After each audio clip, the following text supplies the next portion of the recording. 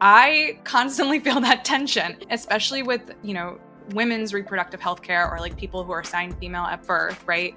It is a shitty, complicated history, right? So it's a history where like, everything you're speaking to of like how, basically reproductive health care, historically defined female reproductive health care, was taken away from midwives who had a lineage, a very long history of doing this work and knowledge, and then taken over by exclusively male providers, male doctors in the US in particular, and other parts of the world as well, but speaking to our context. And reproductive healthcare, women's healthcare, declined because of it.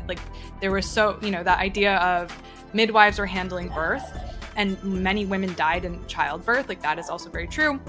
And when it switched from being your local midwife who's been doing this work her whole life and trained by, whoever she was mentored with and all these things, to a doctor, a male doctor, because that's really what it was, who was using tools as a way to be I have modern things that can make birth better, it made it really, really bad. And so women died of sepsis more frequently, or at least at a very high rate, because no one knew about washing their hands. So a doctor would go from literally handling a corpse to delivering a baby to using forced things like forceps, so wrenching babies out of the birth canal, out of the vagina, instead of letting birth progress on its own.